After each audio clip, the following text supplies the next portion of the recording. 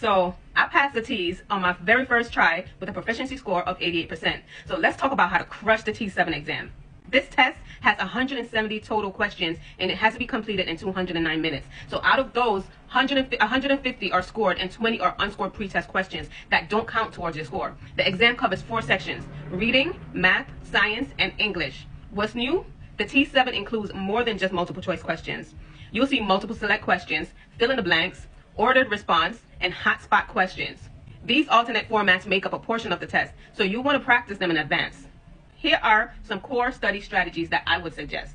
Start with official resources. So ATI sells forms A and B practice tests and prep packages. The prices vary. Single practice assessments are around $29.99, while full prep bundles with both practice tests can cost up to $69. These are worth it because they mimic the real exams. Outside of ATI, you can supplement your studying with guidance from educators like Nurse Chung on YouTube, YT, Jakara Lewis for math, and Future RN Prep. You can also strengthen accountability by creating a study group with classmates or peers who's also preparing to take the TEAS exam. For math, you'd want to focus on the fundamentals: mean, median, mode, fraction conversions, algebra word problems, and data interpretation. For science, prioritize high-yield systems like the respiratory and cardiovascular systems, plus DNA replication.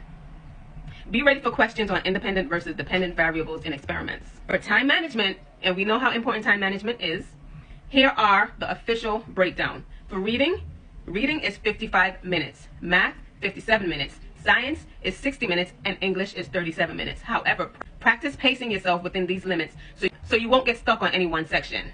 Here are some high-yield topics you would want to make sure you go ahead and review from now. Anatomy, blood flow through the heart. Chemistry, phase changes and the difference between atomic number and mass. For biology, macromolecules and cellular organelles. While studying, please don't waste time memorizing the entire periodic table. Focus on concepts and applications. And for multiple select questions, use process of elimination to improve your odds. So yes, I scored an 88% on the T7 exam by combining my metrics book with online educators, such as the ones I mentioned earlier, and memorizing body systems.